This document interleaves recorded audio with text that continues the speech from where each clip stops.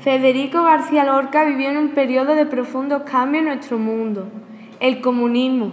En 1917 comenzó la Revolución Rusa. Los primeros momentos de la Revolución comunista fueron difíciles. Se produjo una guerra civil entre el ejército blanco y el ejército rojo. Francia, Reino Unido y los demás países capitalistas ayudaron a los blancos y sometieron a Rusia comunista a un blanqueo económico. En cambio, en Italia surge el fascismo. En Italia, después de la guerra, la opinión pública nacionalista quedó decepcionada por las escasas ganancias territoriales conseguidas tras la paz de Versalles. Las consecuencias fueron el poder absoluto, la supresión de sindicatos y huelgas, la manipulación ideológica de la población. 9. En el verano de 1929, numerosas empresas que cotizaban en bolsa mostraron signos de debilidad y la tendencia alcista de la bolsa empezó a cambiar. El 24 de octubre, el denominado Jueves Negro, la mayoría de los inversores quisieron vender sus acciones, pero en semejante situación nadie las quería comprar y las cotizaciones se hundieron. Causa: el crack de la bolsa arrastró a los bancos que no pudieron recuperar gran parte de los créditos concedidos. La crisis bancaria provocó la crisis industrial. El empobrecimiento de la población provocó un descenso radical del consumo y las industrias no pudieron continuar su producción. La crisis se extendió a Europa, al resto del mundo. Estados Unidos había sido el apoyo de numerosos países europeos a los que concedió préstamos que ahora reclamaba anticipadamente.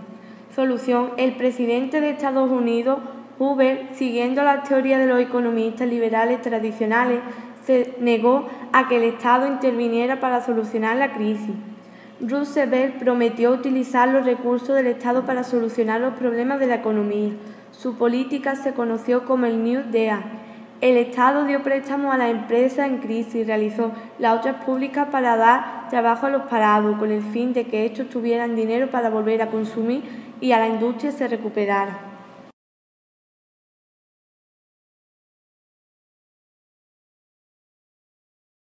Apareció el nazismo. Su origen fue en consecuencia de la crisis de 1929.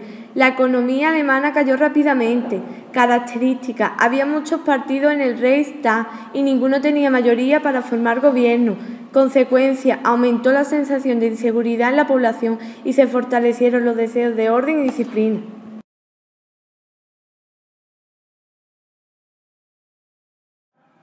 Segunda República. Tras el fracaso de la dictadura de Primo de Rivera, al rey Alfonso XIII no le quedó más remedio que convocar las elecciones municipales para el 14 de abril de 1931. Los presidentes fueron Primo de Rivera y el rey Alfonso XIII. La Segunda República despertó la ilusión de que España se podría modernizar, pero también el temor en algunos españoles que se resistían a perder privilegios. En los años siguientes, España se fue dividiendo en dos bandos que al final se enfrentaron en una sangrienta guerra civil.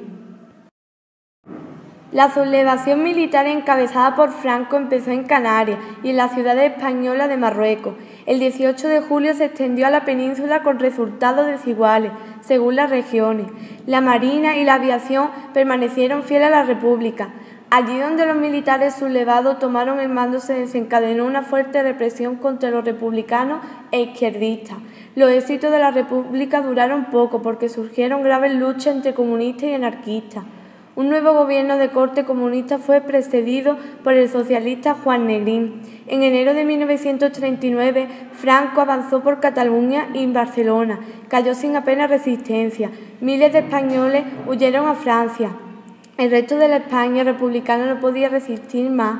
El 1 de abril sería el día de la victoria franquista y el final de la guerra. Se calcula que se produjeron 500.000 de muertos y quizás otros tantos españoles tuvieron que tomar el camino del exilio.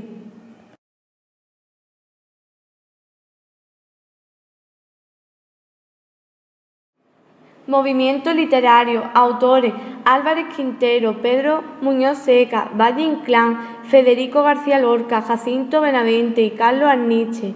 Características: el público que habitualmente iba al teatro pertenecía a la clase de burguesa y sentía predilección por un teatro de humor y evasión. Pero este teatro no satisfacía a ciertos escritores que trataron de innovar la escena española con un teatro experimental y de mayor exigencia.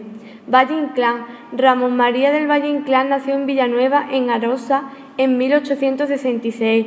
Comenzó estudios de Derecho, pero no fue un estudiante brillante y, como ocurrió con otros jóvenes de su generación, su formación fue autodidacta y resultado de la curiosidad por el mundo que le rodeaba. Valle-Inclán comienza su andadura teatral, pero pronto evoluciona hacia otra forma que desemboca en el teatro del esperpento, el cual trata de mostrarnos la realidad formándola, para poder poner en evidencia ciertos valores extravagantes con los que convivía.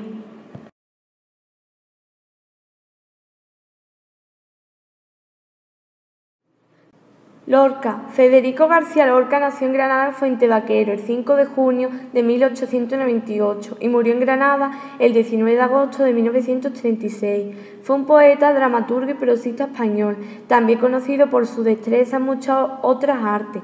Adscrito a la llamada de la generación del 27, es el poeta de mayor influencia y popularidad de la literatura española del siglo XX.